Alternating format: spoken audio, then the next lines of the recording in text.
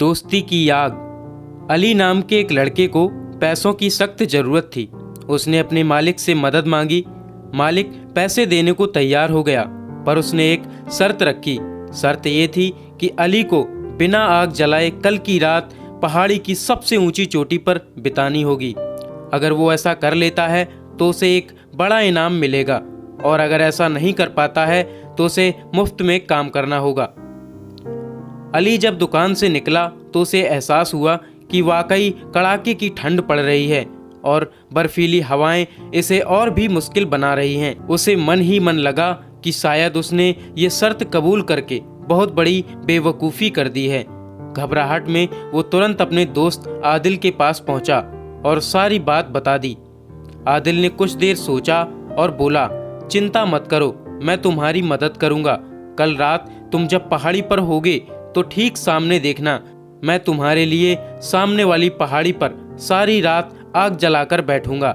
तुम आग की तरफ देखना और हमारी दोस्ती के बारे में सोचना, वो तुम्हें गर्म रखेगी। और जब तुम रात बिता लोगे तो बाद में मेरे पास आ जाना, मैं बदले में तुमसे कुछ लूंगा।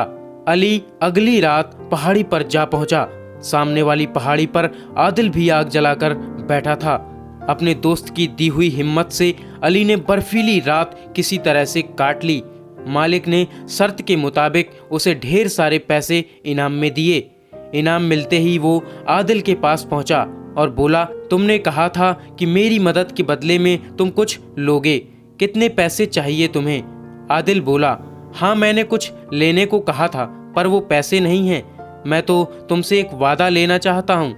वादा करो कि अगर कभी मेरी जिंदगी में भी बर्फीली हवाएं चले तो तुम मेरे लिए दोस्ती की आग जलाओगे। अली ने फौरन उसे गले लगा लिया और हमेशा दोस्ती निभाने का वादा किया।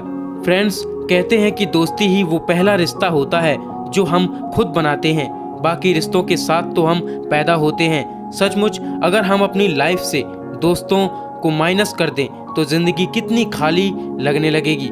दोस्त होने का मतलब सिर्फ खुशियां बांटना नहीं होता। दोस्ती का असली मतलब अपने दोस्त का समय समय पर साथ देना होता है, जब वो मुसीबत में हो, जब उसे हमारी सबसे ज़्यादा ज़रूरत हो। क्या आपका कोई सच्चा दोस्त है?